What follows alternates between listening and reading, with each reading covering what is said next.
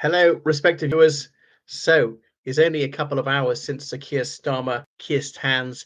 He's become Prime Minister and First Lord of the Treasury, possibly Minister of the Civil Service and Minister for the Union. I didn't even bother to check that out. I was looking up on Wikipedia not an hour ago the cabinet of the United Kingdom, and it still had most of the Conservative cabinet there because they hadn't all been announced. So Sir Keir Starmer, he led that leaden-footed campaign. He is as charismatic as a slug. He's just charmless, the bore of Britain. And then he delivered that victory speech with a complete dearth of panache. It had all the emotion of the talking clock. Now, I suppose these don't have to be bad characteristics for a prime minister. A safe pair of hands, as people very tediously say about an egregiously tedious person. But he will take it very seriously. His man has never been known to laugh, but I suppose the current situation is no laughing matter, especially with his grisly gang in charge.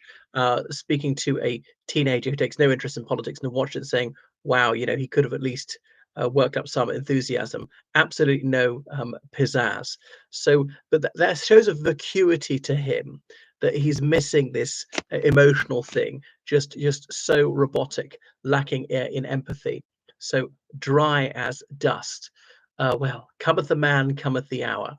And then he's announced his cabinet, and so far, no surprises there. Well, it's ghastly, as I anticipated.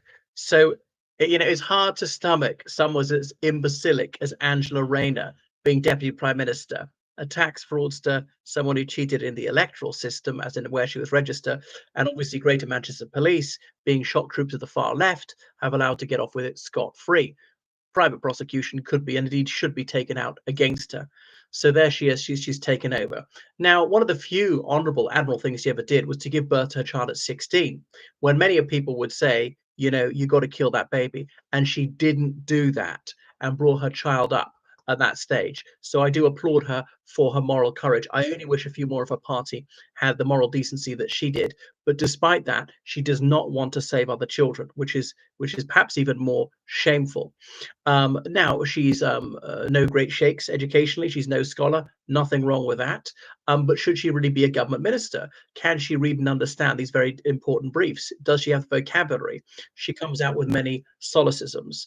So, my goodness, whatever, malapropisms and all the rest of it. So she's an ignoramus and she speaks ungrammatically. It sets a very bad example to children.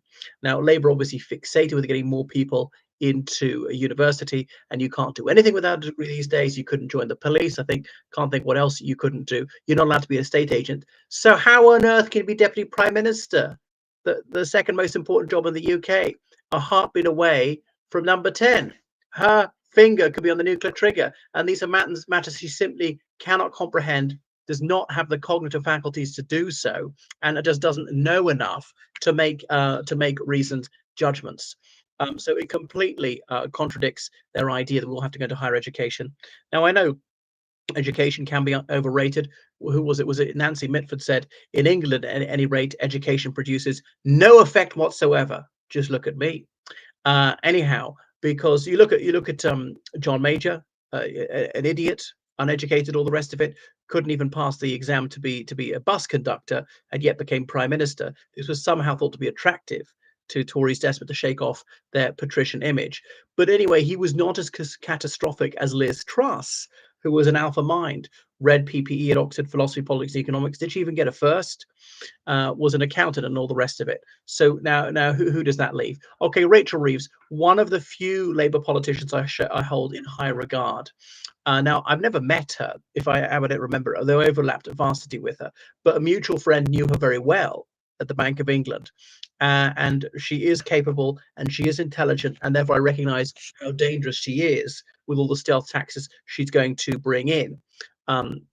But I respect her for her intellect and her professional achievements and all the rest of it. I just wish as a mother she might have had some mercy for children, but she has none, just like Starmer. Just absolutely appalling on that issue. I mean, saying you're pro-choice and abortion, would you say you're pro-choice on rape? No, against. We're not allowing a choice on this.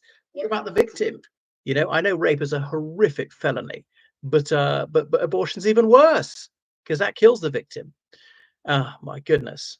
Anyway, So who does that leave? Yeah, Wes Streeting, no surprise there then, who's always telling us a sob story about how he grew up in poverty with a single mum, blah, blah, blah. But, you're in a bad situation. Well, blame your parents. Don't blame the government. It's your parents are going to look after you, not the government. So they should be earning more. They should be providing with more or whatever. They should have avoided pregnancy in the first place. They didn't. I'm glad his mother made the choice for life, and so he said how he narrowly avoided abortion. Unfortunately, he does not want to save other children in the same situation. And it's really nauseating. He's such a creeping Jesus trying to grub for votes by exploiting Christianity and saying, no, no, no, no, but children can be murdered. That's absolutely fine. What? So he believes in the body and the soul, right? So in the mother's womb, there is a body. Presumably, even he can't deny that. Is there not a soul? Only happens when you come out. So this is a sort of casuistry a bigot like that indulges in. So he's really vile. And like most of the rest of them, he wants to attack our civil liberty, to take away our rights, people not to be allowed to do what they want, to say what they want, to criminalize people who don't harm others at all, just to just forcing their woke ideology down our throats. So it is very dispiriting and nauseating.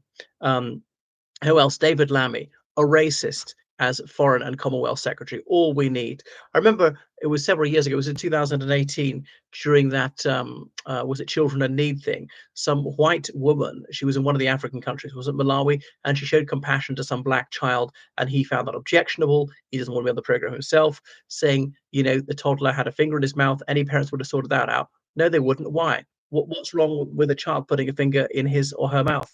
Children do that. It's not a bad thing. Shows you obviously how badly he treats his children. So he's anti-white. He hates it when whites are decent. He'd rather the black people suffer in poverty than a white help them out. Oh, because of white saviors. Some saviors are white. Some saviors are black. Some saviors are all races. Some people who get saved are all races. So he is a racist married to a white woman. But I'm always told, oh, you can't use the defense of your black friends. Okay, but he obviously hates her too. Maybe he hates his children half as much. I wonder what they get up to on their wedding anniversary. Perhaps that's payback time.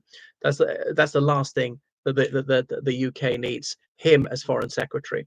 And I remember his bigoted racist remarks about Oxford University, expectorating racial hatred, the high priest of racial conflict, just like his predecessor for that seat, Bernie Grant, when he encouraged violence against the police. So another disgrace.